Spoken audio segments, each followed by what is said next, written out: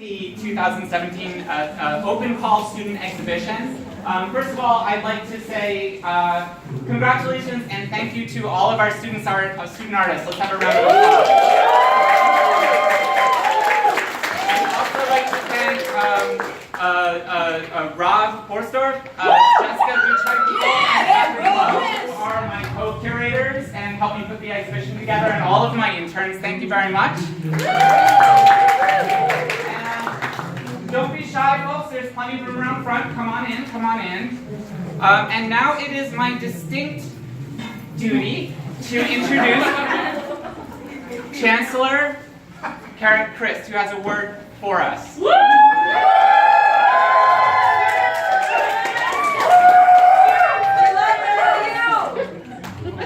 Okay. Now, hello, everyone.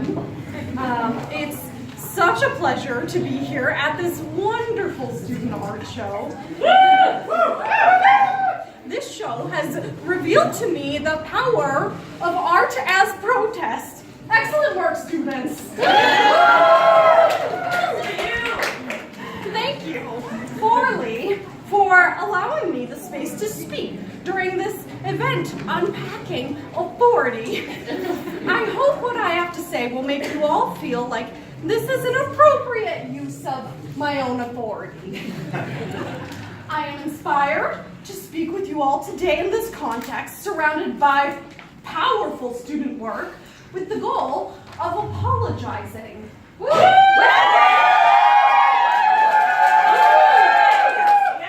It is with the deepest apologies that I retract comments in the campus email sent out on August 23rd, 2017.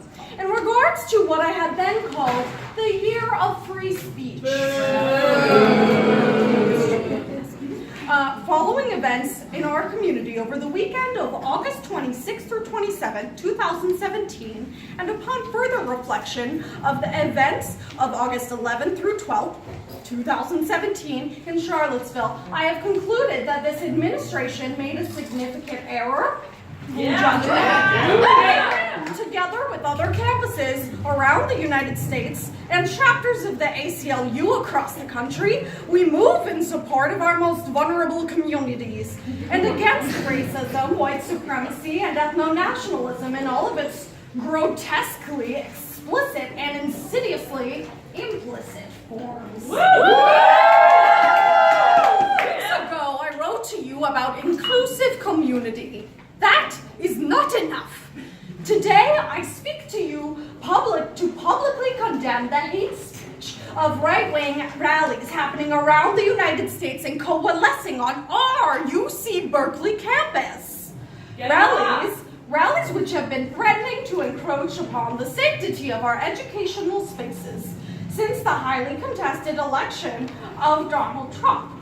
These rallies carry all the hallmarks of the fascist rallies we know well from the histories of Nazi Germany and are grounded in a specific legacy of white supremacist hate that has shaped U.S. history. As we know from such histories, these rallies operate through hateful and violent rhetoric, manipulating and preying upon people's fears and anxieties in order to emotionally draw them into exclusionary, violent action. In the digital age, this violence now extends into virtual space where trolling and doxing have become standard practices, directly inciting violence against students and faculty on this campus. The tactics of such rallies and the digital proliferation of their vile messages have no place in civil discourse, which is at the heart of education and the learning process. That's right. Add that the defense of such actions has no place on a campus that, since the civil rights movement, has led the way internationally in promoting social values and fighting for social justice reform. As has been well documented, the free speech movement itself was appropriated from students of color protesting in response to administration. Upon this closer historical and political inspection, as an institution, we have decided to end the Year of Free Speech before it begins.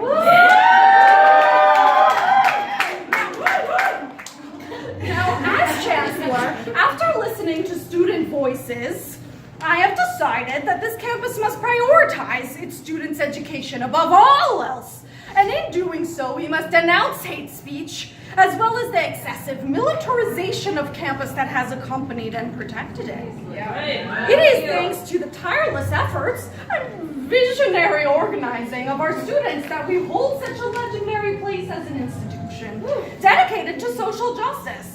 Let us continue this legacy with a commitment to student safety over free speech TM. Now, I want to be the first to say, from here forth, this administration will follow the lead of our students.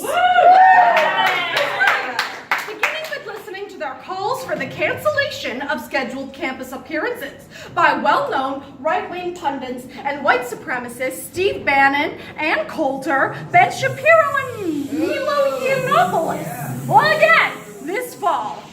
These speakers and the increased militarization of our campus during their presence create an unsafe work and learning environment for the majority of the Berkeley community, a fact that is unjust and unacceptable. That's right. There will be no university-funded hate speech events on campus this year or any other, as long as I hold the position of Chancellor of this university. Now, more than ever, our colleagues around the... Did you say abolish the position? Yeah. Abolish the position, indeed. Now, more than ever, our colleagues around the world look to us to continue leading the way. I will ensure that the students on this campus are able to do so. From now on, our priority will be to protect you, the students. My hands, as Chancellor, are in fact not tied. I hold the power to vastly shift dynamics on this campus, and I pledge to use this power to protect the students and workers of this university. Now, in accordance with this pledge, I commit to the following, and I expect for you students to hold me accountable. Cancel all talks affiliated with or condoning hate speech that may be a threat to student safety. And Nazi and white supremacist propaganda, flyers, clothing, symbols, and speech from campus.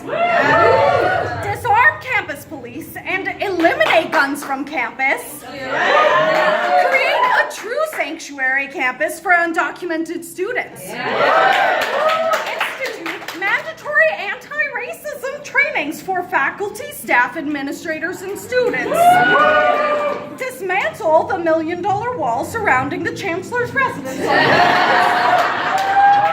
Return the bones of their ancestors stored in Kroger Hall to the Ohlone people.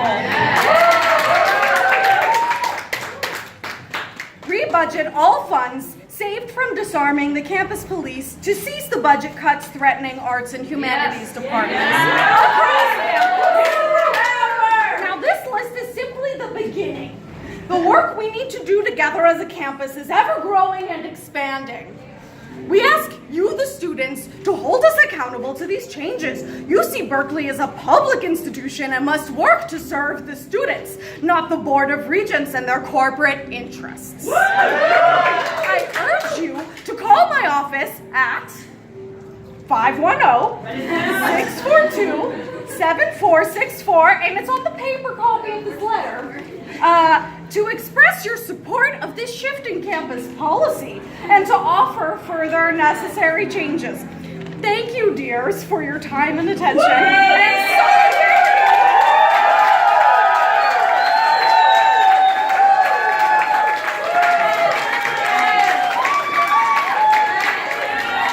you, Carly, and thank you, students, for your beautiful art. Thank you, Chancellor. I'm so honored that you chose this location to make that important announcement. We're all going to make those phone calls. Thank you so much. You're a dear.